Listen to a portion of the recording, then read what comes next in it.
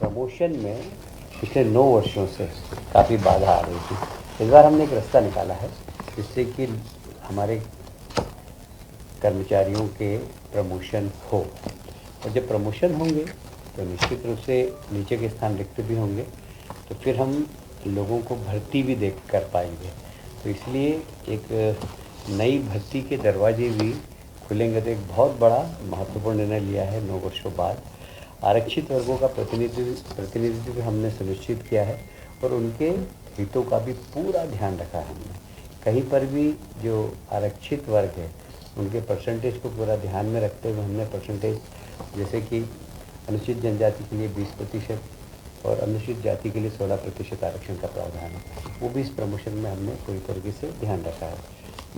उच्चतम न्यायालय और उच्च न्यायालय के जितने भी आदेश थे, चाहे वो एम नागराज का हो, जनरल सिंह का हो, आर के सभरवाल का, इन सारे प्रकरणों की हमारे विधि विभाग से पूरी जानकारी लेकर तो प्रमोशन में किसी प्रकार की कहीं पर भी विधिक तकलीफ नहीं आए, इस बात में ध्यान रखते हुए हमने पूरी प्रमोशन की नीति बनाई है। अनुसूचित जाति और अनुसूचित जनजाति के लोक सेवकों को भी मेरिट के आधार पर पदोन्नति प्राप्त करने का अवसर दिया गया है। वर्तमान वर्ष में आगामी वर्ष की रिक्तियों के लिए पदोन्नति समिति की बैठक कर चयन सूची बनाने का प्रावधान किया गया है, अर्थात अग्रिम डीपीसी के प्रावधान भी किए गए हैं। ये बहुत महत्वपूर्ण हिस्सा है कि अग्रिम डीपीसी के प्रावधान भी अब प्रारंभ हो गए हैं। पदोन्नति के सूत्र में वरिष्ठता का पर्याप्त ध्यान रखा गया है। वरिष्ठ लोक सेवकों में से मेरिट के अनुसार न्यूनतम अंक लाने वाले लोक सेवक पदोन्नति हेतु पात्र होंगे।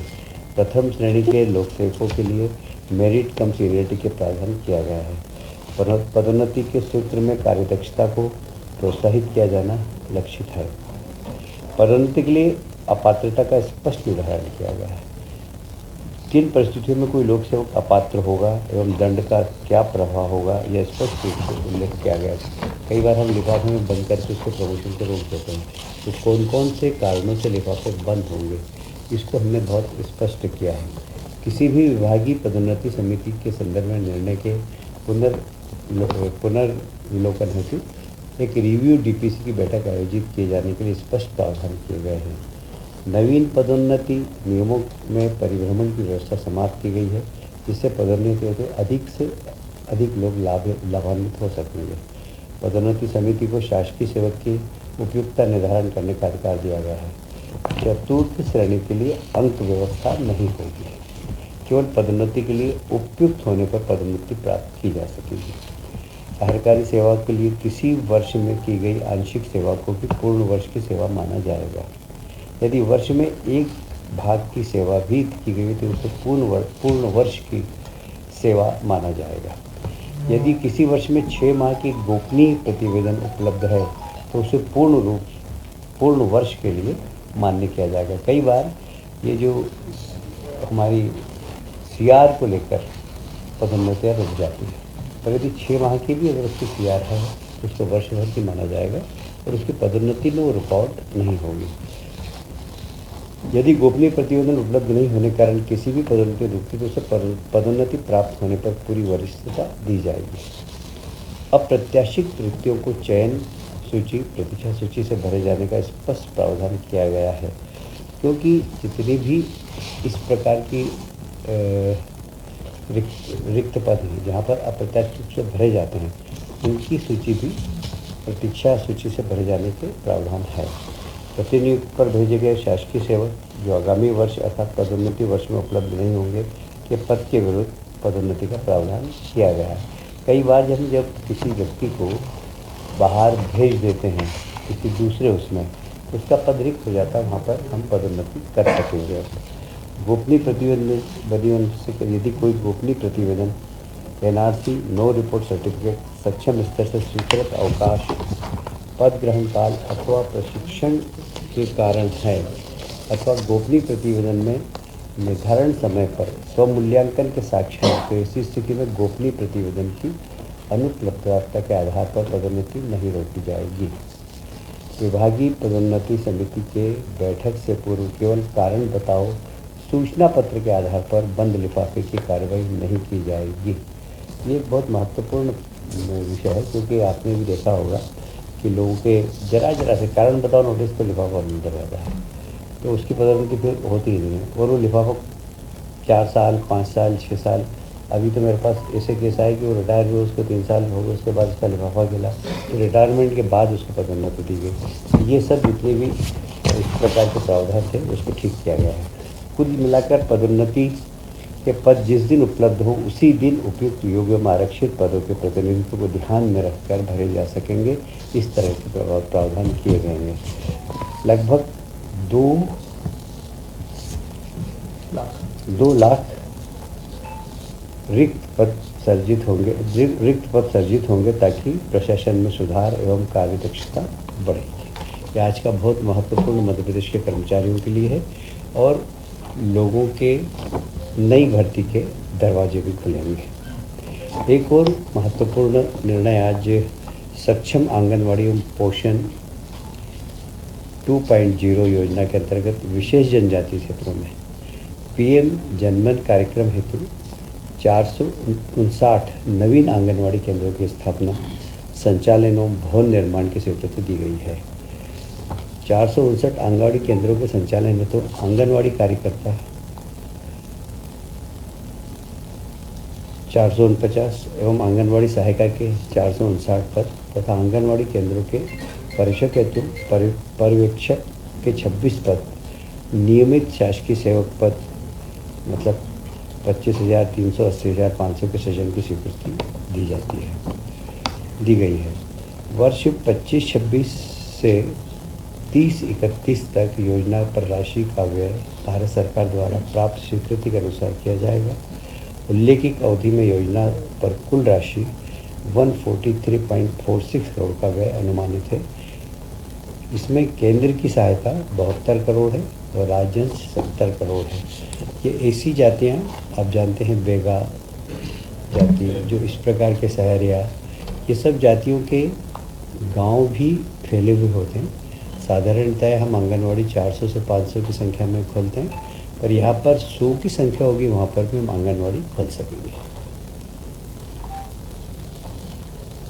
मध्य प्रदेश विद्युत पारेषण कंपनी द्वारा वित्तीय 25-26 में प्रचलित निर्माणाधीन पूंजीगत योजनाओं का अनुमोदन प्राप्त किया गया है। आज कुल मिलाकर 5,163 करोड़ बिजली के ट्रांसमिशन में के सुधार हेतु 5,163 ये कितने पैसों की स्वीकृति दी गई है।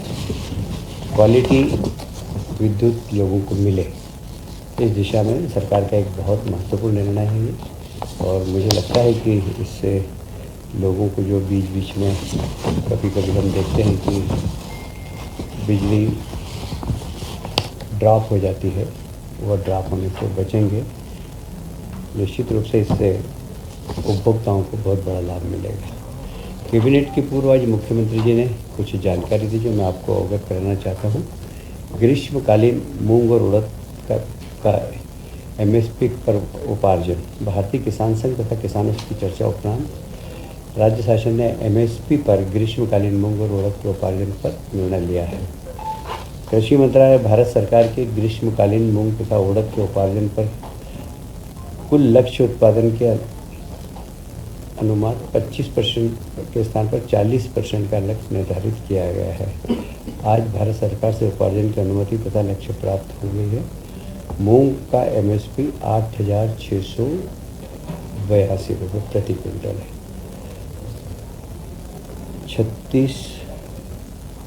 36 मूंग उत्पादक जिलों में किया जाना प्रस्तावित है। उड़द एमएसपी 7,400 प्रति क्विंटल है। इसका उपार्जन 13 उड़द उत्पादक जिलों में किया जाना प्रस्तावित है। पंजीयन 19 जून से 6 जुलाई तक तथा उपार्जन 7 जुलाई से 6 अगस्त तक किया जाएगा। ये किसानों के लिए एक तरीके से बहुत बड़ा तोहफा है।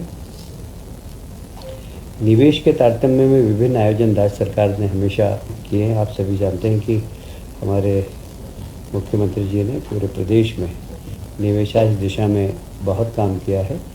तो अभी फिर रतलाम में 27 जून एमएसएमई दिवस है। क्षेत्रीय उद्योग एवं रोजगार समिट रतलाम में आयोजित होगी। इसी प्रकार राष्ट्रीय इंटरेक्टिव सेशन लुधियाना में 7 जुलाई। आप सभी जानते हैं कि लुधियाना में है जी, वुलन कॉटन सबकी वो एक तरीके से राजधानी है, और वहाँ के बहुत सारे पहले से हमारे यहाँ ट्राइडेंट वगैरह सब लोग लुधियाना के हैं।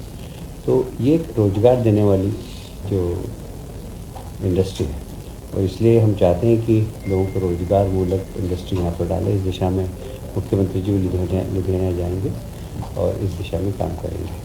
इंदौर में आप जानते हैं मेट्रो का उद्घाटन माननीय प्रधानमंत्री जी ने कर दिया है।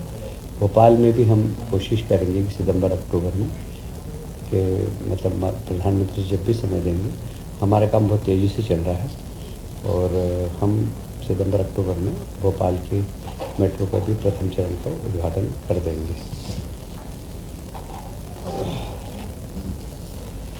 इस बार रक्षाबंधन पर फिर हम 250 रुपये का अतिरिक्त भुगतान हमारी बहनों को करेंगे। लगभग 1,27,00,000 लाडली बहनों को 1250 के अतिरिक्त 250 रुपये और देंगे। यह निश्चित रूप से हमारी लाडली बहनाओं के प्रति जो मुख्यमंत्री जी का अटैचमेंट है। और वैसे ही 21 जून को अंतर्राष्ट्रीय योग दिवस है। अंतर्राष्ट्रीय योग दिवस आप सभी जानते हैं कि प्रधानमंत्री जी ने लगभग 100 से ज़्यादा देशों में अंतर्राष्ट्रीय योग दिवस मनता है। मैं इसको फिर दोहराऊंगा, पहले ही मैंने आपसे कहा था कि पूरी दुनिया के अंदर योग के मास्टर ट्रेनर भारत से जाकर रोज़गार प्राप्त कर रहे हैं, और बहुत सारे विदेशी अब ट्रेनिंग लेने इंडिया आ रहे हैं। इंदौर में एक ट्रेनिंग सेंटर है, मैं भी वहाँ उनके समापन में गया था। तो 50 लोगों ने 1 साल की ट्रेनिंग ली, उसमें से 36 विदेशी लोग थे, मलेशिया, जर्मनी।